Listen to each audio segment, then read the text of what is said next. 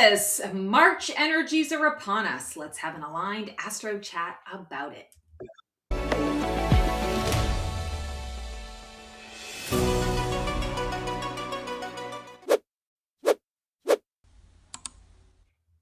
Hello all, Stacy the Black Feather Intuitive, and welcome to your Transformational Tarot for the month of March for Sagittarius.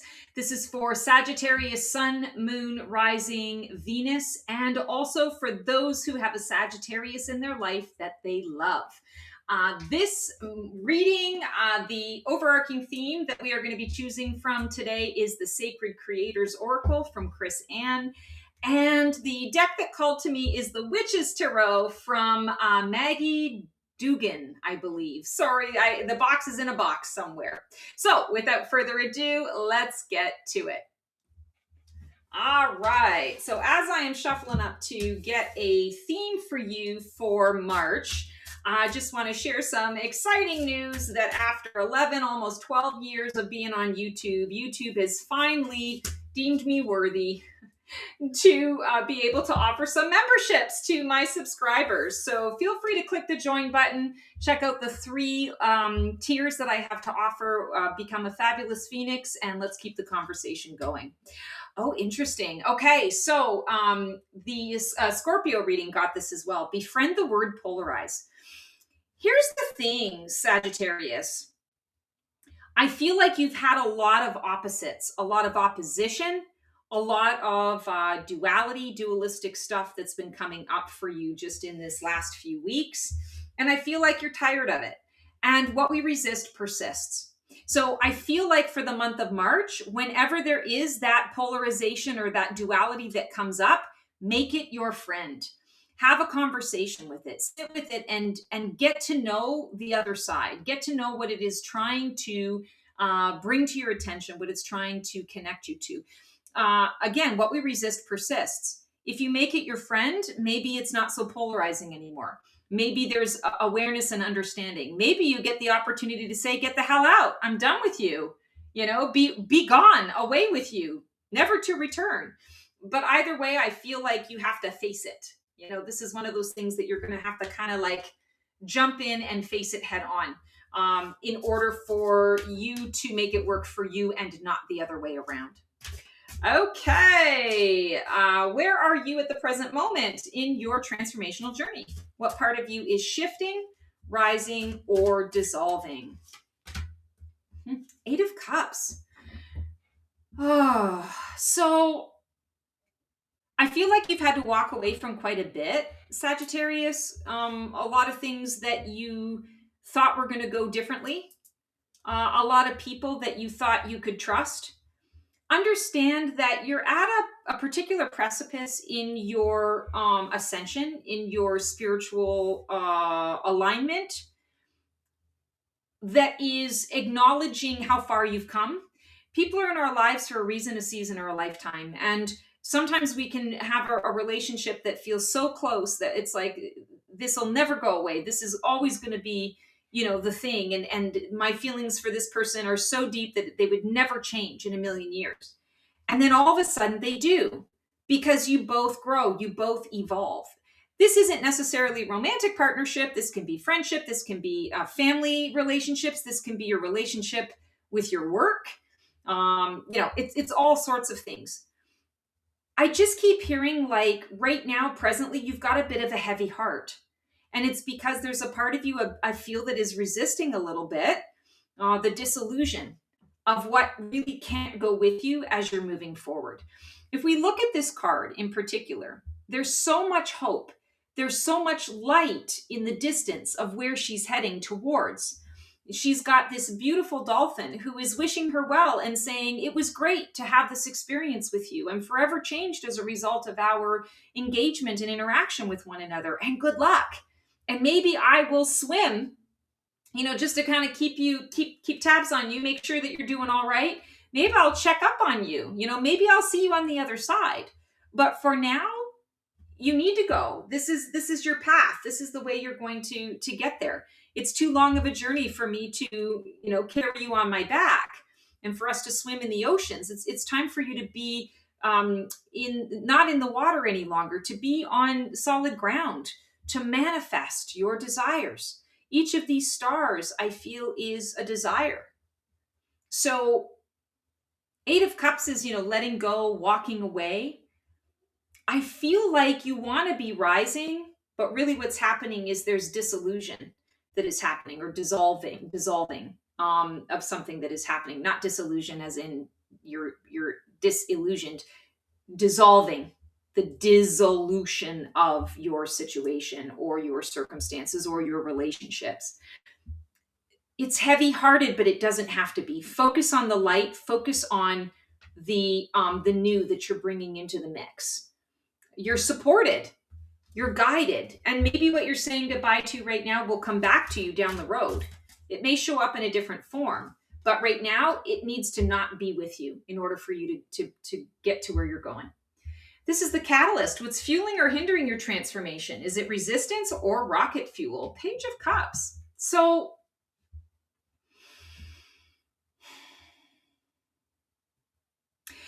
Sagittarius, I feel like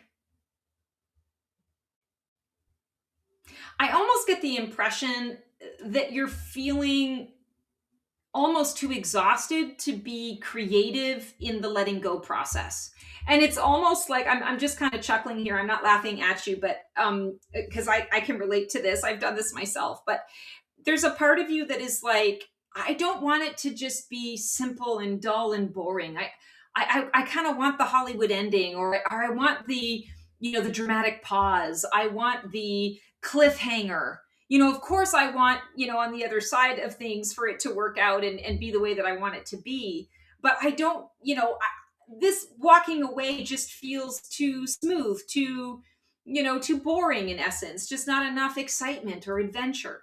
And I feel like this Page of Cups is coming through because, pages is student energy. This one is, creativity and that kind of thing. It feels almost like there's an egoic part of you, or, maybe a less mature part of you that is saying, but I think I want the drama.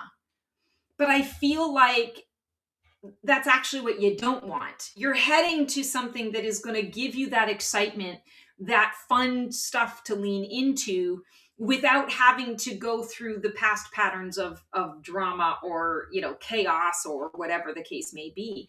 And again, I'm speaking, again, befriend the word polarize, right? So I'm speaking in extremes here, but that's what I feel we're dealing with. So this Page of Cups is saying, listen, we can have fun. And yeah, this wave is going to get me, and I'm going to be kind of pissed on the other side of it because I'm not paying attention to it right now. It's almost like I forgot about it. But at the end of the day, I still have the fish. I still have the cup. And it's all right if I get wet. I'll dry off. I'll dry off eventually. I feel like we need to have some more cards to fully understand what's going on here. But I definitely feel like wanting the big goodbye is hindering you. It's resistance. So lean more into that. Perhaps it's a little bit of a boring goodbye, or seems, simplistic or just too easy or too basic for it to be the right thing. Part of the cycle that I feel that you're breaking out of is some of us, we get addicted to drama, we get addicted to chaos, we get addicted to another person's chaos, another person's patterns and cycles. And I feel like there's a factor in here that is affecting you guys in this month. Okay, deep root. What deep belief, wound, or soul contract is driving this transformation under the surface? Interesting. Knight of Wands. So, this is you guys. And I feel like when we're talking about this deep root, it's really connected to how you want to be seen, how you want to be thought of. We can talk about the legacy you want to leave behind, but I feel like it's more egoic than that. And, here you're leaving the sunset behind you. You're leaving the light behind you. You're getting ready to go into the darkness because you know that your light will shine in the darkness. You'll be able to figure out where you want to go and how you want to do all of that. But I feel like the Knight and the Page are not necessarily well suited to one another, right? they can interact, but neither of them is at the same maturity level to be able to give each other what it is that they need long term. So I'm feeling here that the message here really is about not allowing the ego to steer the ship and drive the bus. Yes, you're closing the door on something. You're moving into something else, something that is mysterious, something that is, not in the light of day yet. You don't know exactly what it looks like, but you also don't have to know what it looks like. So, don't let ego steer the ship. Ego doesn't ever want to be vulnerable. Ego doesn't ever want to let you know that it doesn't know something, right? It might make shit up just to make itself, important, or to feel safe, or to feel as though it can protect you in certain ways. And I feel like the Knight of Wands is kind of getting in that vein, and you want to step out of that a little bit. Allow yourself to not know how everything's going to pan out. That's part of this journey. That's part of the letting go. This is not about doing things in the way that you've always done them before. This journey, this path, this month is going to show you some brand new things, brand new tricks of the trade. And you have to be willing to receive it. You have to be evenly matched and evenly paired to receive it. And this is not an evenly matched energy. We'll see what energies come forward to help you lean into that. This is what's dying away. What part of you is falling away? What role, pattern, or identity has run its course? Yeah, I feel like you are letting go. It's like the death of a dream. You are letting go of, you were at the top of your game for something, and now everything's come full circle and it's time for you to move on. It's time for you to create something different. And perhaps ego has caused you to stay there a little longer than was necessary, or a little longer than you agreed to. Well, now the universe has seen fit to, give you no choice but to vacate, that position, or to vacate that tower, vacate that house, vacate that relationship. And I feel like this is important to observe. This is important to acknowledge, because it is dying away, but you need to acknowledge it. You need to understand why it happened in the first place. Otherwise, you're going to be carrying it into the next phase, the next journey. And this is about wrapping up the cycles, not carrying forth old cycles. I don't know why, but I just keep getting a lot of cycle messaging and cycle information for you. So, we have a question around that. So it'll be interesting to see what card comes through in that position. But that's really what's going on. Highest potential. This is your highest Phoenix potential. What can rise from the ashes? What is your soul calling you toward? This is your breakthrough energy. So, this is a fire sign. This is the Aries card, of course. And I feel we are in an Aries energy right now, astrologically. So I'm not surprised that this is showing up. And I feel like this, Emperor could very easily be seen as an egoic figure. I tend to use either the Devil card as ego or the Strength card as ego, depending on the situation. But today, ego is going to also be rolled up in the Emperor energy. And what I love about this particular card depiction is he's like a father. He's watching his kids having a beautiful splash in the brook. It's a beautiful sunny day. He's able to kind of enjoy. He's still on his throne. He's still ready to do some work, but he's also taking a little bit of a break. And so this is a calm emperor. This is an emperor who's very balanced. This is an emperor who is, I want to say, leading in a healthy way. He's leading with intelligence. He's leading with leadership and with logicality, not with tyranny. Why is this coming up for you as the highest Phoenix potential, and this being your breakthrough energy? Because I feel like you've been kind of giving it up a little bit to the ego. And the Emperor says, let's bring the ego a little bit more in line. Ego isn't bad, but ego can definitely get overblown, get too big for its britches. Ego easily forgets that it's the first officer and not the captain. Ego is a tool to enact the captain's wishes. And the captain for us is the heart. The heart leads the way. And then the ego serves the purpose of fulfilling that heart's wishes. And this is a time for you to bring that a little more into alignment. So being aware of where ego is driving the bus and where you can maybe back off a little bit and allow the heart to be the foundation, to stop and smell the roses a little bit while you're still doing the work. Interesting. Next step, what's emerging just around the corner? What energy or experience is coming in to support the next phase? Interesting. So, Sag, it's really important for you guys to make a concerted effort to not be too overanalytical, to not be critical or overthinking either of others or of yourself. I feel like for some of you, and this is a general reading, so take what works for you and leave the rest behind, but some of you are going to get some bad news around work, like getting written up or having someone file a complaint on you, something to that effect. And it feels like it's a bit of a surprise. Be non-emotional about it.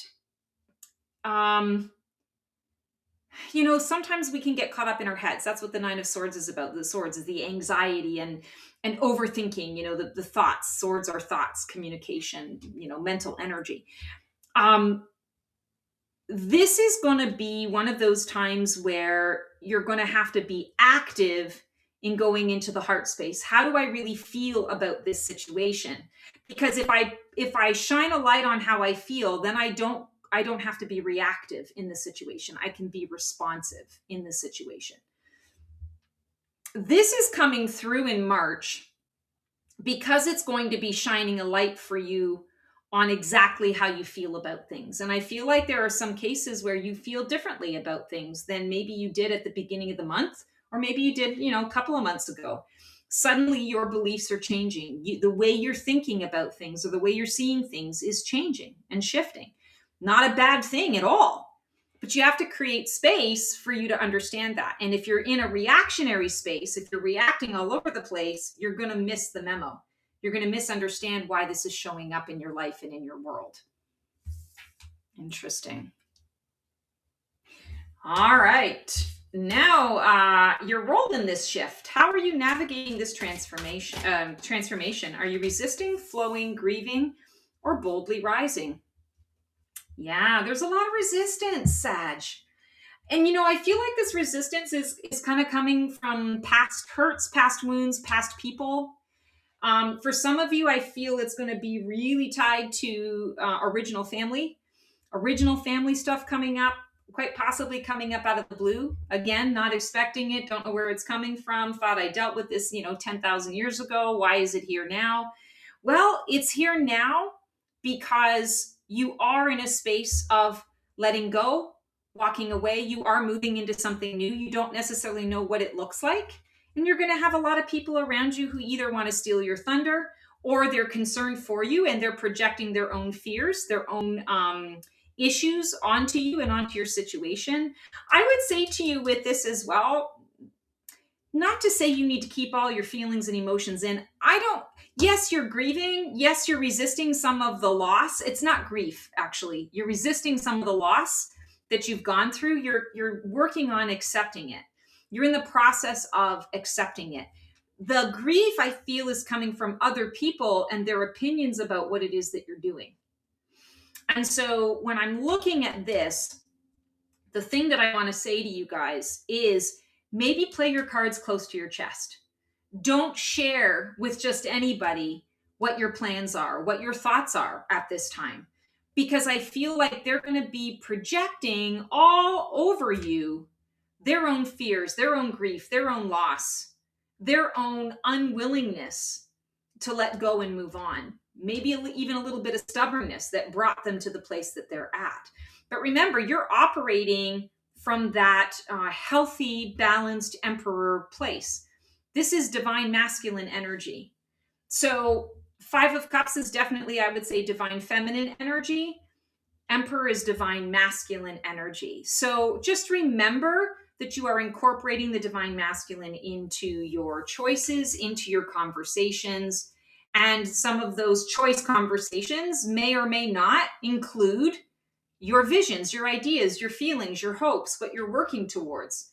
It might be a little dull for you hanging out with certain people this month just because you're in the process of trying to figure out your own direction. And you don't need someone else's comments and opinions to get in the way of that. Circles of support. Who or what is influencing your transformation right now? And is it positive or negative? Yeah, this lack energy, lack mentality, scarcity. Again, I feel like, yes, some of this is yours, but some of this is also very much other people around you and how they're reacting to the ways that you are wanting to shift and the ways that you are wanting to change. You really are trying to break out of this and move forward.